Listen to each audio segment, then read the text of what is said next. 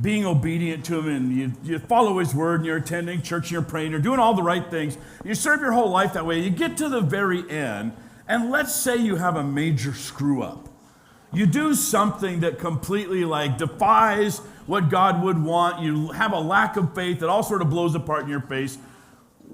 Does God boot you out? Right? My first reaction is no. Let me ask you this question. What about Moses? You ever thought of Moses' story? I mean, all his life, he serves God. Well, maybe not in the early days when he murdered that guy. But, when he starts following God, he's serious with God. He pays attention to God. He's a guy who saw miracles. He saw the power of God move. He'd fall on his face before God. He'd go in the tent of meeting, and he would talk to God face to face. He endured 40 years wandering in the wilderness, stayed faithful. And at the very end, God tells him to do something regarding getting water from a rock. He screws it up. He doesn't do it right. And God says, that's it, Moses. No promised land for you. You ever thought about that? Is that God? Is that how the whole spiritual life works, that no matter how good you were in the beginning, you could screw up at the end and lose it all? Because you look at the life of Moses and it kind of looks like that. So I want to take a look at this story because I think there's some nuances to Moses' story which might give us a little different understanding about the very nature and heart of God. So if you got a Bible, turn with me to, we're going to be doing mostly Numbers 20, but we provide these Bibles. I've taken the New King James text and put it in my notes, so I'll kind of be reading off my notes. But actually, this whole story of Moses getting water from the rocks actually is two different times. It occurs twice in the journey with the children of Israel coming out of Egypt. Once near the beginning and once near the end. And they're very similar, and they actually both at the end get the same name. They both be called the waters of quarreling, the waters of discontent or being tempted. And so they both get the same name, but they're two actually different incidences. And I think if we look at the two incidences and start to put it all together, it will make a little more sense to us what God was doing at the very end and why he did it. So I know it says Numbers, but we're going to start looking at the first time Moses got water from the rock, and it's in Exodus 17. So turn to Exodus 17. Genesis, Exodus will be the second book of the Bible. And Exodus 17, verse 1, we hear the story of the first time. Now, the children of Israel have left Egypt. They've seen all those miracles. They saw the Red Sea part. They crossed over. They're heading towards Mount Sinai, also known as Mount Horeb, same name, or two different names, but same mountain, I mean. And so they're down near Mount Horeb / Mount Sinai. And as they get there in Exodus 17, they've only been out of Egypt a couple of months. They're just kind of on the fresh on this journey. And in Exodus 17, 1-7, it says, Then all the congregation of the children of Israel set out on their journey from the wilderness of Sin, according to the commandment of the Lord, and they camped in Rephidim. But there was no water for the people to drink. Therefore the people contended with Moses and said, Give us water that we may drink. So Moses said to them, Why do you contend with me? Why do you tempt the Lord? And the people thirsted there for water. And the people complained against Moses and said, Why is it you have brought us up out of Egypt to kill us and our children and our livestock with thirst? So Moses cried out to the Lord, saying, What shall I do with these people? They are almost ready to stone me. And the Lord said to Moses, Go on before the people and take with you some of the elders of Israel. And also take in your hand your rod with which you struck the river. And go, behold, I will stand before you there on the rock in Horeb, and you shall strike the rock, and water will come out of it that the people may drink. And Moses did so in the sight of the elders of Israel. So he called the name of the place Massah and Meribah, because of the contention of the children of Israel, and because they tempted the Lord, saying, Is the Lord among us or not?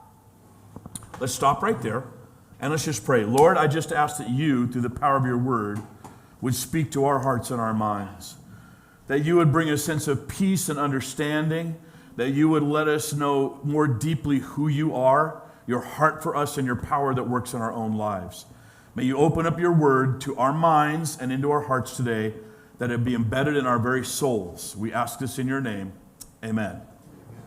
Okay, so they're just fresh out of Egypt. They've just seen these 10 plagues that have happened. They've seen all these miracles go down. They've watched the Red Sea part. They're getting to Mount Horeb, where Rephidim is nearby there. And there they're stuck in the desert, and they can't get water to drink. Now remember, if you know this story at all, there's this huge flaming cloud of fire and cloud-like smoke that they are following. God himself is actually present leading them. And so by day, it looks like this billowing, smoking cloud, like this in a pillar shape. By night, it's all just flaming because when it turns dark, you see all the light. So it's like this cloud. And so this cloud moves, and they just follow it. And so this cloud has led them down to this spot, and it's like, stop there so we camp here. And people start complaining because there's no water, and who are they blaming? They're blaming Moses because you let us out of Egypt. Why did you bring us out of Egypt? And Moses probably wants to say, are you kidding me? For 400 years, you guys have been begging God to get out of Egypt.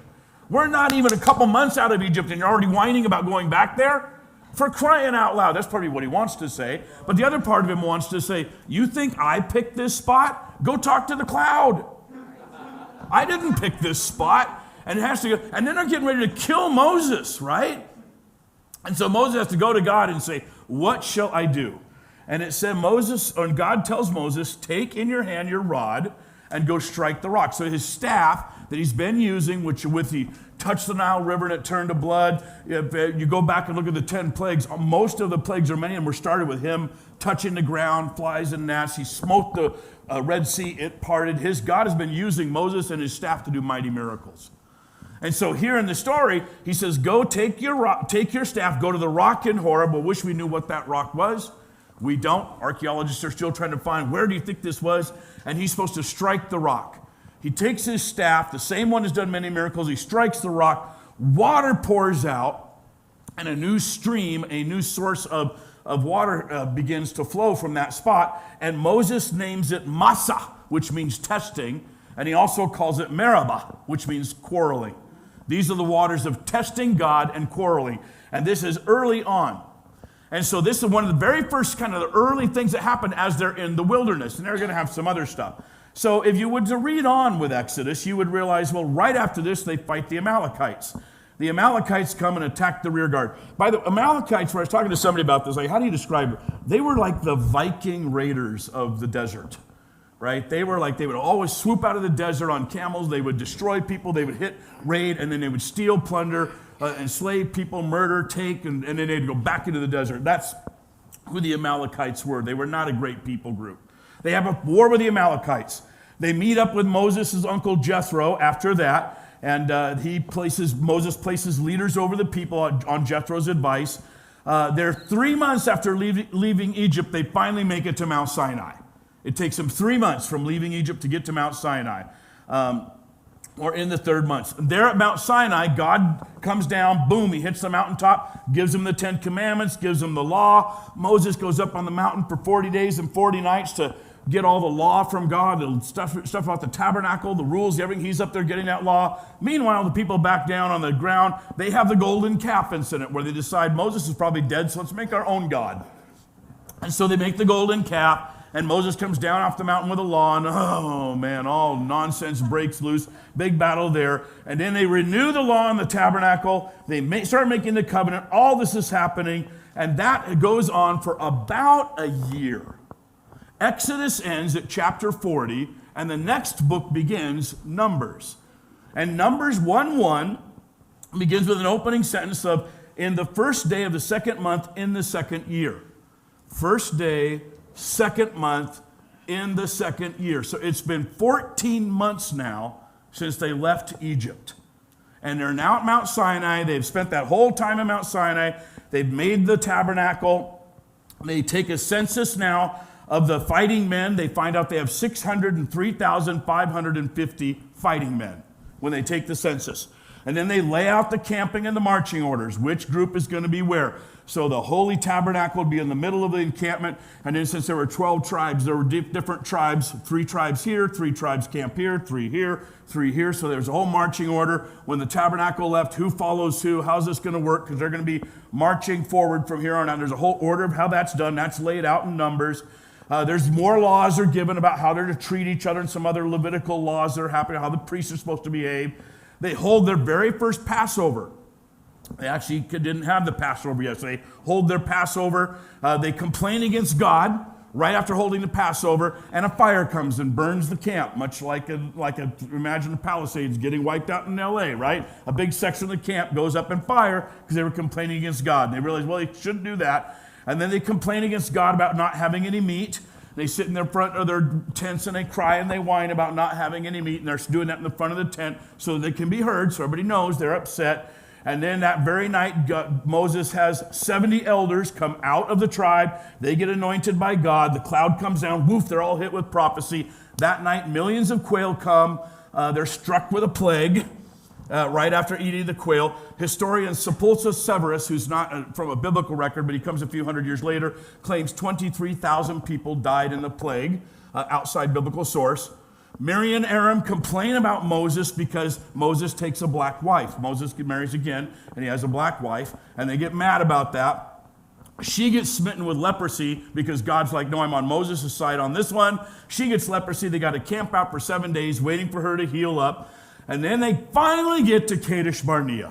So I think I've got, so finally they've made their way up to Kadesh Barnea. It's been a little of a hullabaloo, hasn't it? Right? Not exactly smooth sailing. And all this time, Moses has been hanging in there. They get to Kadesh Barnea, and that's where it's decided, let's send out the 12 spies. And I did that whole sermon last week. And so they send out the 12 spies, and the spies come back and say, we can't do it. We'll never make it. And so it says in Numbers 14, now the Amalekites and the Canaanites dwell in the valley. And so God has to say, because the 12 spies gave a bad report and they wouldn't go up, turn away, move into the wilderness by the way of the Red Sea, turn around, go back the way you came, God tells them. And the next day, actually, they do something else instead. They decide, well, we're going to go wage war anyhow. They go to wage war, and they are slaughtered, and they're driven out. And so now they go to wander in the desert for the next 38 years. For 38 years now, they're wandering the desert waiting for that generation to die. It's kind of interesting because the day that the spies gave the bad report is known as Tisha B'Av. It's called the 9th of Av. It is a calendar day, even to this day, that Hebrews, Jewish people use to mourn.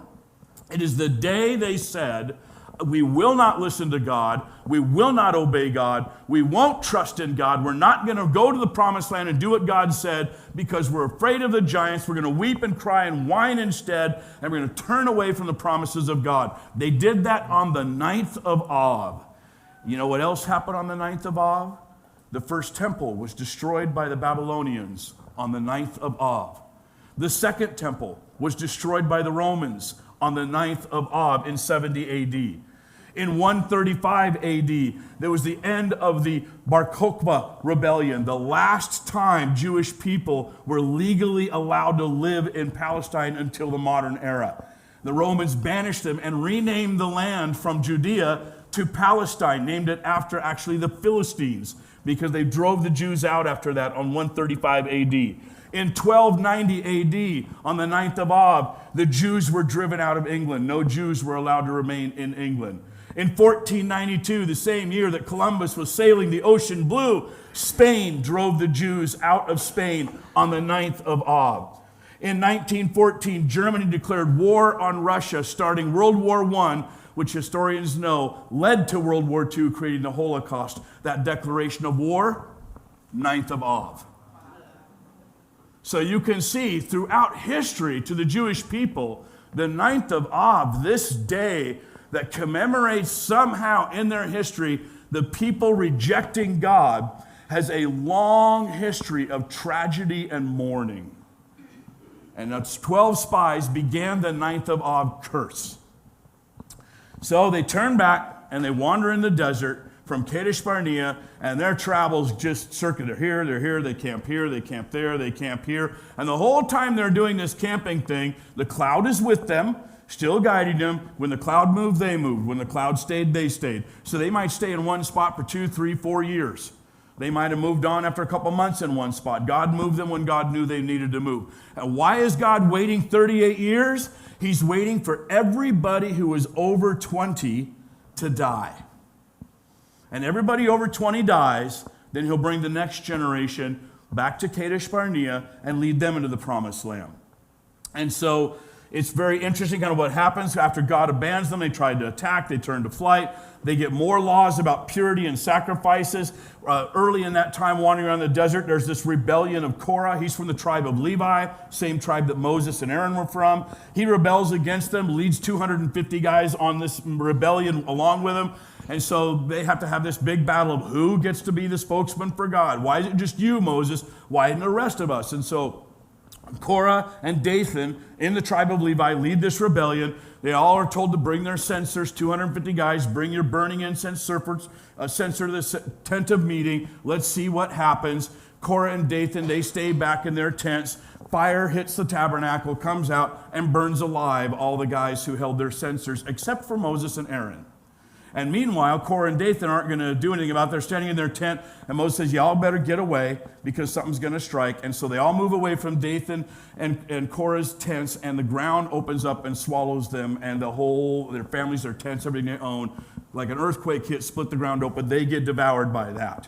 The next day, the Jewish people, the Hebrews of that day, they blame Moses and Aaron. I would think you might have learned a lesson. Right? I wouldn't speak up against Moses and Aaron, but they do. They decide the next day that they're going to speak up against Moses and Aaron. You did that. You killed Dathan, and you killed Korah, and the plague hits, and 14,700 people die in the plague. Right? And then they finally get a bunch of other leaders come to Moses, and they bring their staffs, and they're trying to jockey for who should be in charge here. And Moses says, fine, all of you guys from every tribe, you want to be in charge. Let's see who God's picking to be in charge. I'll let go of this whole thing. And he says, everybody bring their staff. Every tribe pick a leader. And so they all bring their staff, and each leader has his staff. He says, write your name on the staff, carve it on there, and then they leave all these 12 staffs in the tabernacle overnight. And Aaron has one, and then there's another 11. And the next morning, they go into the tabernacle to bring out the staffs that have been left there overnight, and everybody gets his staff back with his name on it. Only Aaron's rod in the night, this old dried rod, has sprouted branches, budded, and produced almond blossoms and even almonds. And I guess everybody says, I guess Aaron's God's choice, right? The fruitful staff of Aaron is the one he wants, and that's God's choice. Okay, now we finally get to Numbers chapter 20, verse 1. And Numbers 20, verse 1, you can look at there, says, Then the children of Israel, the whole congregation, came to the wilderness of Zin in the first month, and the people stayed in Kadesh. And Miriam died there and was buried there. So after all of this time, Numbers 20, verse 1, actually begins the 40th year. It's like all this stuff from Exodus chapter 14 to Exodus 40, all took place in like a year. Numbers chapter 1 to Numbers end of chapter 19, 38 years have gone by. And it says it because it says in the first month, and we're not sure, well, what is it? We'll see later that in the first month was the first month of the 40th year. And so in the first month, the people stayed in Kadesh. They're back to the place where 37 and a half years earlier, they had said to God, no, we're not going in. Finally, all these years later, they're back. They're at Kadesh Barnea in the 40th year. By the way, we know this because, and you don't have to look this up, but Numbers 33, 38, I don't know, Taylor, if I even put that. Yeah, if you were to skip ahead, here's the verse. It says, And the Lord's commanded Aaron the priest went up on Mount Hor, where he died on the first day of the 5th month of the 40th year after the Israelites came out of Egypt. So that event happens just right after this event we're reading. So if Aaron died in the 5th month, this is occurring in the first month of the 40th year. So it is now 40 years since they have left Egypt, 37 and a half years since they've been at Kadesh Barnea, and they're back again. And guess what? Miriam dies. She is the last of the old prophetesses. She was the one who led the song singing. She is the one who led the women in the dancing and the singing and the song. She is the matriarch of all of this 1 million+ people. She is the grand matriarch, and she is the last of her generation of the old guard women to pass away. All the others had died in the desert in the 37 and a half years. And so now Miriam is the old great grandma patriarch of all of the Hebrew people has passed away. They mourn for her, and they bury her there in Kadesh Barnea. And verse 2 picks up, now there was no water for the congregation. Numbers 20, verse 2. There was no water for the congregation. So they gathered together against Moses and Aaron. And the people contended with Moses and spoke, saying, if only we had died when our brethren died before the Lord. Why have you brought up this assembly of the Lord into this wilderness, that we and our animals should die here? Why have you made us come up out of Egypt to bring us to this evil place? It is not a place of grain and figs or vines and pomegranates, nor is there any water to drink. Here they are, 37 and a half years later, and there's trouble brewing. Now they're at Kadesh Barnea, which actually is an oasis in the middle of the wilderness of Zin. It was a drought year, something we don't know why, but at this oasis where they're supposed to have water, there is no water. And the people turn on Moses and they say, if only we had died. I'm not sure I understand, they don't have any water to drink, which you think is going to be, by now they would have learned, a solvable problem for God. God can solve a lot of problems. By now you haven't learned that, but instead they're crying, oh, if only we had died when Korah died and the earth was swallowed up. If only we had died when one of the many plagues had happened, either the one that happened after we complained about Korah, or the one with the quail, or the time the camp was burned, or any of the ones we had to look on the pole and we see the serpent. I mean, if only we had died in one of those. Those were the lucky guys, the ones who died, right? And you're sort of listening to this strange whining. It's been all, and here's they want to say, why have you let us up out of Egypt? Now think about this. Everybody who is between 40 and 60 remembers Egypt. That generation between 40 and 60 remembers Egypt. Everybody 40, I would even go all the way up to 45, because I don't think a 5-year-old's going to remember much. Everybody about 45 and under has no memory of Egypt. They never lived in Egypt. They were never slaves in Egypt. They've been here, right, this whole time. So who's complaining about being let out of Egypt are the people who are between, 45-ish, at least 40 and 60, who were like children when they were in Egypt. And they get here and they're like, oh, why are we here? You've led us to a terrible place at Kadesh Barnea, looking at the promised land, saying, it doesn't look like much. Look at this is the great thing we were waiting for. I've been hearing stories my whole life. I'm 37 years old, and all my life I've heard this is the land of flowing milk and honey. This is the great place. This is going to be beautiful. We're going to get to the promised land. And we don't even have water, and I don't like what I see.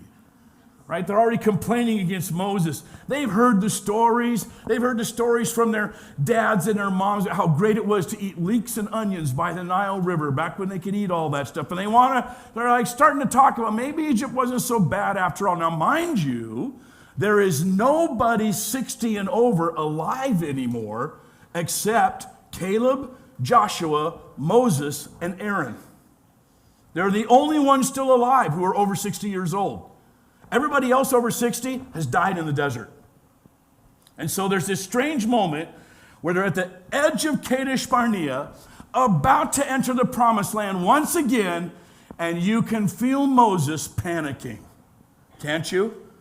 Oh my God, not again. You think I wandered this desert for 37 and a half years to get back to this place, only to have the children whine and complain? You weren't there to know what happened last time. And you can almost sense he's frustrated beyond belief. They're not thinking much of the promised land, and Moses is in a little bit of a panic, I think, because he's realizing, oh, not this again. We're not going to do this again. We'll be complaining against God right at the edge of getting into the very thing God has promised us. Verse 6 picks up. So Moses and Aaron went from the presence of the assembly to the door of the tabernacle of meeting. So they're like walking away from the crowd, and they're going to go straight to the tabernacle where God is, and they're going to talk to him. And they fell on their faces. They're going to fall down before God. And the glory of the Lord appeared to them, meaning the cloud just sort of goes even bigger, right? And the glory of the Lord is going to appear to them, like, okay, God is present. Then the Lord spoke to Moses, saying, take the rod, you and your brother Aaron, gather the congregation together, and speak to the rock before their eyes, and it will yield its water. Thus you shall bring water for them out of the rock, and give drink to the congregation and their animals. So once again, God says, okay, take the rod. Now, we're not sure now at this time in the story, does he mean Moses' rod, the one that struck the river, the one that did the miracles, or does he mean Aaron's rod, the one that budded and was inside the tabernacle? Which, either way, no big deal, because both rods represent the power and the might and the blessing of God. They were to take one of those staffs, and then they were supposed to go and take it with you and go to the rock, and this time, speak to the rock. Now, almost 40 years earlier, he was told to strike the rock. In the Exodus story, strike the rock. This time, he's being told, speak to the rock. Do it a little differently this time, right? Take that rod and go speak to the rock, and it will open its water. So verse 9. So Moses took the rod from before the Lord as he commanded him. The one before the Lord kind of is, it sort of gives a hint that, oh, that must be Aaron's rod, because it's the one before the Lord. Moses took the rod before the Lord as he had commanded him, and Moses and Aaron gathered the assembly together before the rock. And he said to them, hear now, you rebels, must we bring water for you out of this rock? And then Moses lifted his hand and he struck twice with his rod, and water came out abundantly. And the congregation or animals drank. And then the Lord spoke to Moses and Aaron, because you did not believe me to hallow me in the eyes of the children of Israel, therefore you shall not bring this assembly into the land which I have given them. This was the water of Meribah, because the children of Israel contended with the Lord, and he was hallowed among them. Okay, so wait, generation number 1 down at Rephidim near Mount Horeb, they have the waters of Meribah. They have their own waters of quarreling where Moses struck the rock and brought water. And generation number 2 now, 40 years later, they also get waters of Meribah. They have their own little, well, we have 2 different springs of quarreling. Oh, you mean the old one or you mean the new one, right? So the new one, let's meet up at the new one. So they both have this name, the waters of complaining and quarreling. Both generations have it.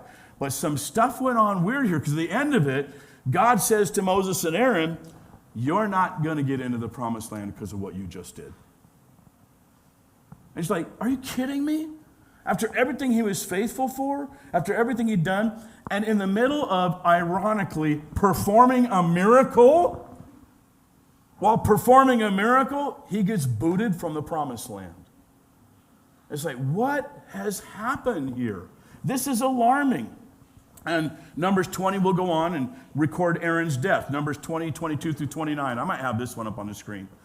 It says, now the children of Israel, the whole congregation, journeyed from Kadesh and came to Mount Hor. And the Lord spoke to Moses and Aaron in Mount Hor by the border of the land of Edom, saying, Aaron shall be gathered to his people, for he shall not enter the land which I have given to the children of Israel, because you rebelled against my word at the water of Meribah. Take Aaron and Eleazar his son, and bring them up to Mount Hor, and strip Aaron of his garments, and put them on Eleazar his son, for Aaron shall be gathered to his people and die there. So Moses did just as the Lord commanded, and they went up to Mount Hor in the sight of the congregation. Moses stripped Aaron of his garments and put them on Eleazar his son, and Aaron died there on the top of the mountain. Then Moses and Eleazar came down from the mountain. Now, when all the congregation saw that Aaron was dead, all the house of Israel mourned for Aaron 30 days. And then Numbers 33, 36 through 39. They left Ezion-Geber and camped at Kadesh in the desert of Zin. Then they left Kadesh and camped at Mount Hor on the border of Edom. And the Lord's commanded Aaron, the priest, went up to Mount Hor, where he died on the first day of the 5th month of the 40th year after the Israelites came out of Egypt. Aaron was 123 years old when he died on Mount Hor. So that moment with the rock where Aaron and Moses didn't speak to the rock but struck it, and the water came out, was only 5 months before. Aaron now he's in the 1st month, he has about 4 months left of life. He's going to be killed. And I just get it. It's kind of weird. Like, can you imagine, like, being told, all right, take your stuff, go climb the mountain at 123 years old. And when you get to the top of the mountain, you're going to die. And then all of your priestly garments are going to be given to your son, Eleazar. What was that like? What do you think that felt like for Aaron, right? After all that time. And personally, I'm amazed a 123-year-old guy can climb the mountain, right? Is he sickly? No. Is he on his deathbed? Well, he don't look like it, right? You think he can climb the mountain because he's going to die tonight? Well, if he can climb the mountain tonight, he's probably pretty healthy. God's going to, you go to all this kind of weird thinking, and the whole time up, Moses and Aaron are talking because they know, I'm going to go to this mountaintop and I'm going to die. And Eleazar, his son, is going with him, and he's actually the third son. The first two sons were corrupt and they got killed by God. So the third son, Eleazar, is with them. And can you imagine the conversation of my dad and me and my uncle Moses, and we're climbing to the top of the mountain, and Dad is not coming home. This is the it. And we're not even going to bring his body back. We're going to bury him up there on top of Mount Hor on the edge of Edom, not in the promised land, and Aaron's not going to see the promised land. And when I come down this mountain, I'm going to be the high priest. I'm the high priest of the people. They take all of the garments that Aaron had, this priestly vestments and the turban, and he had this little prayer thing with special jewels on it, a vest that he wore, and all that gets taken off of Aaron, put on Eleazar. Aaron lies down probably on the ground like, okay, that's it, I'm done. And he doesn't get to see the promised land. Not even see it. He's done. And Moses' own death is going to occur a very short time later. Miriam, Moses, and Aaron will all die in the 40th year. The story, Moses' death is recorded at the end of Numbers in chapter 27, verse 12 through 12 through 14. Now the Lord said to Moses, go up to this Mount Abarim and see the land which I have given to the children of Israel. And when you have seen it, you also shall be gathered to your people as Aaron your brother was gathered. For in the wilderness of Zin, during the strife of the congregation, you rebelled against my command to hallow me at the waters before their eyes. These are the waters of Meribah at Kadesh in the wilderness of Zin. So Moses isn't even going to last one more year. And God's going to take him up to the mountain, let him see the promised land, and take his life, and he will die in the 40th year. Deuteronomy 32, 48 through 52 says this. Then the Lord spoke to Moses that very same day, saying, go up this mountain of the Abraham, Mount Nebo, which is in the land of Moab, across from Jericho. View the land of Canaan, which I have given to the children of Israel as a possession, and die on the mountain which you ascend, and be gathered to your people, just as Aaron your brother died on Mount Hor and was gathered to his people. Because you trespassed against me among the children of Israel at the waters of Meribah and Kadesh in the wilderness of Zin, because you did not hallow me in the midst of the children of Israel. Yet you shall see the land before you, though you shall not go there, into the land which I am giving to the children of Israel. Moses is taken up on top of a mountain in what is modern-day Jordan to look across the Jordan River, and from that mountaintop, it's high enough that you can see all the way from the Sea of Galilee down to the Dead Sea. On a clear day, you could probably see some of the ocean. He gets to see all the promised land. This is the promised land, Moses, that from the very beginning you were leading the people out. You were going to take this land. You were going to move into it. But now I'll only let you see it. You don't get to set foot in it. You have to stay on this side. You can see it all, and you will die here on this mountain. And he will die in the 40th year. And in that 1 year's time, the prophetess Miriam dies, the priest Aaron dies, and the lawgiver Moses dies. Someone else has to lead them into the promised land.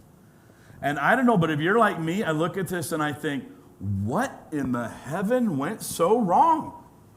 When he was doing this miracle, okay, I see he screwed up a little bit, but really? Did he screw up that bad that he doesn't even get to set foot in the promised land after all he'd done? All those prayers, all those miracles, all those times he stayed faithful. There was even a time when God was going to kill the entire nation of Israel and raise up a new nation out of Moses. And Moses stood in between God and the people and begged for forgiveness for them and said, please don't do that. And so God spared them. I mean, what a guy he was. But at the very end, he makes this mistake. And the mistake is so big, he doesn't get to set foot in the promised land. What is the mistake he made? So I look at this story, it's interesting, because when you go back and you start read the stories of the second one of Meribah, I think there's 4 things Moses did that were weird. The first one is he lost his heart for God's people. He stands before them and he says, "Hear now, you rebels." Right? They're no longer the people he shepherds. They're no longer the people he has affection for. They're no longer the people that he sees as his charge. They're no longer the people in which he would go to God and intervene for them, begging that they not be killed. Now he sees them as a bunch of discontent, ne'er-do-wells who are this burden he's carrying.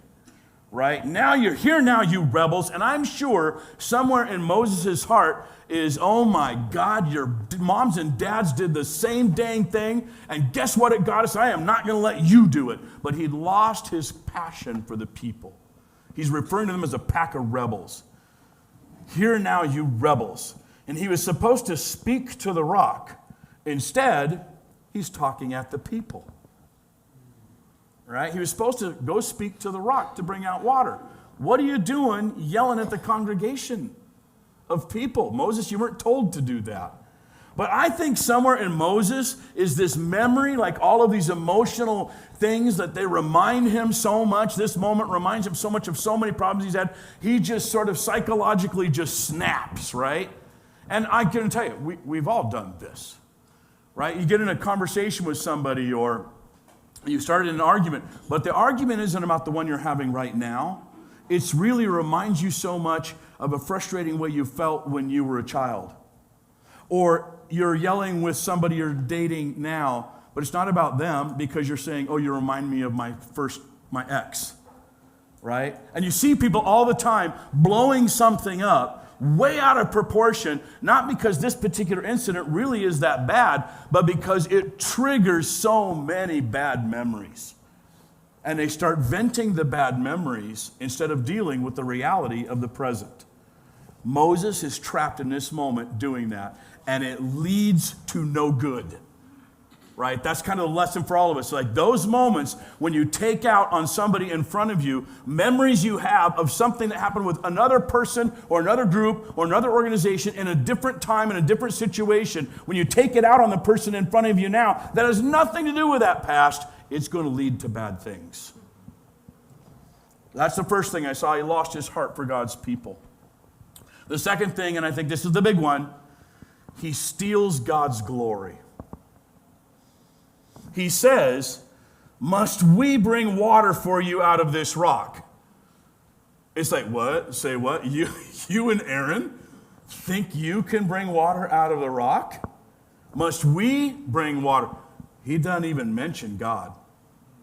He stands before the people and says, shall we bring, me and Aaron, shall we bring water out of this rock for you? And God's like, I'd like to see you try, right? I think God was like, whoa, what are you doing, Moses? You're not saying, I'm going to do this for my people.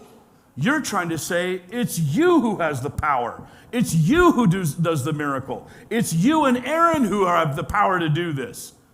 And at that moment, he is stealing God's glory. Now, why God didn't just not let the water come out? I know why. I mean, you think God would have just said, let's see how that works. And then wait until Moses obeyed and spoke to the rock the right words, and then let the water gush out. But for some reason, God performs the miracle anyway, but Moses and Aaron stole his glory by taking the credit for the miracle. I think this is the big deal right here, and I'll tell you why in a moment or two. Moses is convincing the people, standing before them, convincing this mass of people that it's his relationship with God that gives miracles, that it's by his hand the miracles are happening. He's not even mentioning God. He's basically telling them, without me, you get no God power. And I think that's where God says, that's why you don't get to lead them into the promised land. You're stealing God's glory and making everybody think, Moses, it's you who has the power. You who have the special magic relationship with God. That no miracles are going to happen without you, Moses. And that's the big mistake he makes. The third thing I notice is he adds his own strength to God's work. God said, speak to the rock. What's he do? He strikes it. Twice. God didn't say anything about striking the rock. Well, I struck the rock first time 40 years ago. That's how God had me do it. I'm going to repeat the way God had me do it 40 years ago, and it'll happen again. And he had to whack the rock, and it's like, oh, it didn't happen. And so he tries it again, and for some reason, God lets the miracle happen anyway. But see, Moses is adding his strength to the miracle. He's showing the people, I, Moses, strike the rock. And I'm such this magic, powerful, wizard-like connection to God that when I strike the rock, water comes out. Right? And God has said, no, speak to the rock. Now, it might be that Moses is like, well, that's not how we did it last time. And God's saying, I don't care how I did it last time. I'm doing unique things, new things now, and we're going to do it fresh and different. And this surprises Christians all over the globe, particularly in America. God will move differently in this generation than he did in the previous generation. And I say that because I've been, especially when I first came to First Covenant Church, which is the name of this church downtown, everybody wanted to revive the old ministry that worked so well in 1975, right? Like, let's do the St. Lucia Christmas Festival. Or it might be St. Lucia. Who's Swedish in here? Right? What is that? I don't know. It's a young girl about 14 wearing a nightgown. She's got a wreath on her head with 4 candles on it. I have no freaking clue what that's about. But it's a huge festival for Swedish people, and it worked really well when it was the old Swedish tabernacle, and that was the name, and it was nothing but Swedish people who came to the church, and it used to get lots of news reports, and we actually have paper clippings in the archives downstairs of front pages on the Spokesman Review of the St. Lucia Festival that would be held at First Covenant Church downtown. And if we just revive that again, people will come, this church will grow. Will it? Is that the way it worked in a previous generation? Yes. Is that the way it's going to work in this generation? Probably not. Probably not, right? It was a new generation that needed new things. I know us old timers, we hate hearing that, but it is true. It is true. We want to say, hey, I know what really worked super well when I was in the youth group in the 1980s, right? And honestly, the new generation is, who cares? Whatever you did back in 1985 or 1995 or even 2005 is not going to work today. God moves in new ways with a new generation doing new things. And if you think the answer in ministry is to just repeat the old thing and it's going to work great, you're going to be Moses standing at the rock having to give it the second whack because it didn't work. Right? So you got to find out, what is God saying now? Not what did God say then. He adds his own strength to God's work. He uses his human strength to help bring forth the water. Like, honestly, he's believing God needs his help.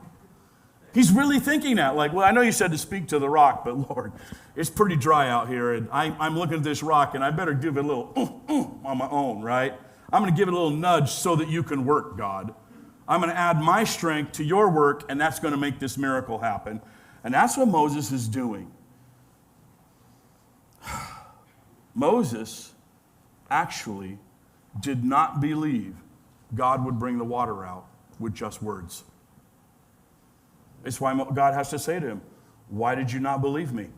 Right? He says that in verse 12. Why did you not believe me? After all this time and all these miracles and all these lessons and all these face-to-face meetings, I mean, he sat and talked with God in the tent of meeting, and he came out of that thing, and his face was alive with the glory of God, so much so that when he came out to meet the people, they got scared of him. He had to put a veil over his face because they were scared at how he glowed talking to God. And now at the end of his life, he's not actually believing God over something. What happened? What happened to him? Right? Where he felt like, I have to add to God in order to get the work to be done. God needs my help. And no, he doesn't. God never needs our help. Sometimes he invites us to participate on what he's going to do anyway, right? But he never needs our help. The fourth thing I realized is, this was hard. He made others rely on him for access to God's power. The Lord spoke to Moses and Aaron, because you did not believe me, and to hallow me in the eyes of the children of Israel. Therefore you shall not bring this assembly into the land which I will give them. What does it mean to hallow me in the eyes of the children of Israel? See, the problem with this sin wasn't that Moses and God fell out and had a bad relationship, because Moses could have just repented and God would have forgiven him. But the problem is something changed in the people that were watching. Something changed in them that Moses' forgiveness could not repair. The consequence of this sin did something that snapped in the minds and hearts of everybody who was watching, and they couldn't fix that problem. They couldn't repair it. And so, you didn't hallow me in the eyes of the children of Israel. You didn't respect me in their eyes, and because it didn't happen in their eyes, something changed in them. And what is it that changed in them? Because it's weird when you think of, he has this moment of a lack of faith. It's like, well, so what? So did the disciples. All the time the disciples had a lack of faith. How many times in the New Testament does Jesus look at them and say, oh, ye of little faith? Oh, ye of little faith. But he doesn't punish them for not having faith. He encourages them to make it stronger, right? And Jesus is the heart of God. Jesus is the heart of the Father, right? John 10:30, I and the Father are one. He who has seen me has seen the Father. So how Jesus acts is also how God the Father acts. John 5:19, Jesus answered and was saying to them, truly, truly, I say to you, the Son can do nothing of himself unless it is something he sees the Father doing. For whatever the Father does, these things the Son also does, in like manner. So if Jesus is standing with his disciples and he doesn't punish them for having a lack of faith, he encourages their faith. He says, oh, you screwed that one up. You didn't believe me. Let's move on. You'll get better at it. You'll get better at it. What happened here with Moses that somehow God changed? And it wasn't about Moses. It had happened with the people. Moses' sin of stealing God's glory and making it so that in the eyes of the children of Israel, they had to have Moses or it wasn't going to work. What were they about to do? They were on the edge of the promised land. They were going to have to go into the promised land, divide into small army, and that army would have to go conquer. They would have to fight and conquer to take the promised land away from the giants. And God had said, I will be with you. Don't worry. Don't get scared. Don't back down. Go forth and take it. What Moses did on the edge of the promised land is he stole all their courage by making them think, oh, if we don't have Moses, we can't do this. Without Moses, there is no God. Without Moses, there's not going to be power. And that guy's like 140 years old. He is not going to be on the front lines of the battle. And when we go into the front lines of the battle and we got to take Jericho, we're all going to be looking around like, well, where's Moses? Where's Moses? Well, he's back in camp because he's 140 years old, right? And suddenly, the warriors who needed to fight to take the promised land no longer believed God was with them. They were taught God is with Moses. And you can see why God, out of a very severe mercy, has to say, Moses, because of that, I can't let you go. I can't let you cross into the promised land because the people will lose their courage. They will lose their fight. They will lose their calling. They will no longer believe I am with them. In fact, Moses, you made such a big mistake that the only way I can now do this with the people is I got to get you out of the way. And I think Moses went, oh, dang. Now I see what I did. It wasn't the sin that he had struck the rock. His sin was he'd inserted himself between the people and God, and the people lost their faith that God was with them. And so God's like, the only way I can fix this one, Moses, is to remove you. As long as you're alive and kicking now, they're going to be looking to you. They're going to be second-guessing themselves. They're going to fall in the battle. Thousands more will die now from a lack of courage because they'll be looking over their shoulder asking, where's Moses? And so Moses, out of a severe mercy, to spare them, I have to take you out. You can see this happening. It's awful. It's sad. It's frightening. But God says, but here's what I'm going to do, Moses. I'm going to take you up on this high mountain. I'll let you stand there and look out, and you get to see everything that all these years your soul and your spirit have been hungering for. the desire of your heart, the passion, the regret, the pain, all the hopes and the dreams and the ambitions you ever had. I'll let you stand on the mountain, and I'm going to let you see that it's all real, and it's all going to happen. It was not for nothing. But I can't let you go now, Moses, because you did something that destroyed the faith of the people. Oh, that makes sense, doesn't it?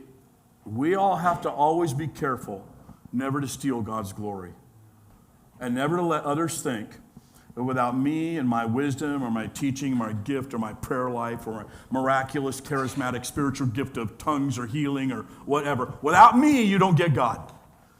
When we do that, we pull a Moses. And when you pull that kind of Moses, it's like, oh, that's going to bite you. It's going to come back to bite you. I was posting a sermon online on the dinner of 5,000, Jesus feeding the 5,000. And I looked at the comment section, and I got this comment from Golsum, blah, blah, blah. Do you pray and miracles happen, or you just like to speak about the miracles Jesus did? Now, how would you take it if you got a comment like that on a sermon you did about Jesus feeding the 5,000? I'm taken aback, right? I'm like, well, part of me wants to say, yes, I have prayed and I have seen miracles happen, you dirty little rotten scoundrel. Maybe not as many as I would like to, but probably more than your sorry butt's ever seen. Right? God has taught me not to react like that. I mean, how would you take it if you got that comment, right? And the other part of me was like, are you saying I shouldn't talk about Jesus first and foremost, but I should be rather talking about myself and miracles I'm performing? Is that what you're really saying? Are you suggesting I do that? Right? I mean, how do you take this? How do you guys take it when you read it? What's being said? In fact, that Jesus did is in all caps makes you kind of, that's the alarm bell, isn't it? Or are you saying that, oh, you're a miracle worker and I'm not? What are you saying when you say this? But I knew there was something in this comment, and the warning was, don't pull a Moses. Don't pull a Moses. Don't be ashamed that you bring attention to the miracles Jesus did, and don't you dare try to stand up and put yourself on any kind of a pedestal close to Jesus. Jesus stands alone as King of Kings and Lord of Lords, as the mighty God, the one who was and is to come. And you are nowhere near his caliber. Don't even pretend you are. Right? That's what I'm hearing. I'm like, I let this one slide. And a very short time later, this was posted. Well, in any case, it's Jesus who performs them all. And the guy shut up. But that's the truth, isn't it? But you see how close you can get to pulling a Moses. How close you can get to saying, yeah, I've arrived, I've achieved, I'm smart, I pray, stuff happens when I do it. And we always got to keep the humility and the humbleness of, oh, whoa, I don't really do anything.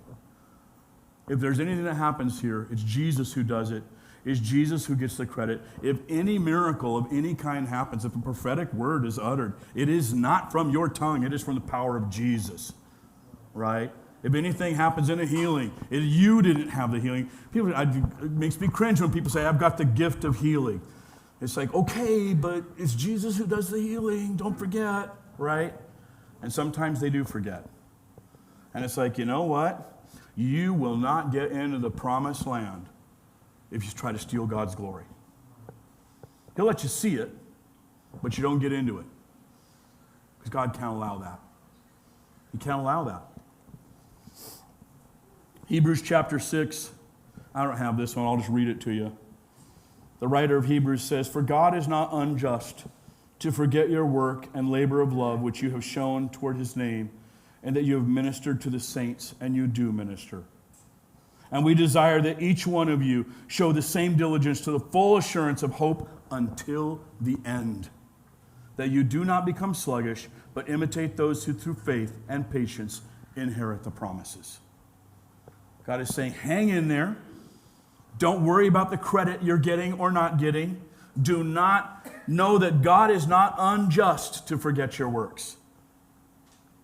The things that you have done with and for Jesus, the words you have spoken, the love that you have shared, the kindness you have gone out to do, the times you read scriptures to people, that you prayed over people, you prayed for people, the times you served diligently in the church, the times you served diligently outside the church, the times you made a sacrifice you didn't want to make, but you knew Jesus wanted you to do it. Jesus says he will never forget any of those things. He keeps a record of all of that. He is not unjust as to toss it all aside. The only time that can ever get screwed up is if you try to ever insert yourself on his level and say, oh, without me, other people don't get God. And that's when he says, oh, that's a Moses. That ends up bad. Stand with me as this close in prayer.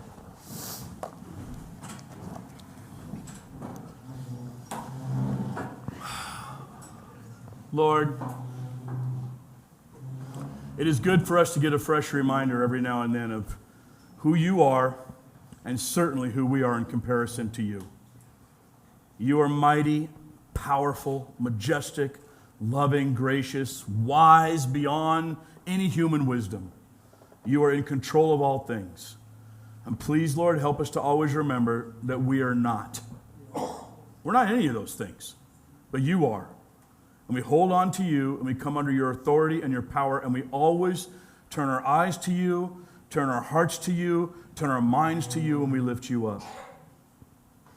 And Lord, I just pray that as we've opened your word and understood today that Moses wasn't cast out because his sin was so bad. That Moses basically forfeited his opportunity because something changed that couldn't be repaired that easily. There are always consequences for sin, even if there's forgiveness for sin. And so I pray, Lord, that for those of us who need forgiveness for sins, you bring our hearts to it and we repent and we get right with you. And we all are living with some consequence of some sin. And Lord, help us to understand that even the consequence is under your wisdom and your power and is the right thing done your way. May you go with us now, Lord, in glory and in mercy and in grace. We pray in your holy name. Amen. Go in peace.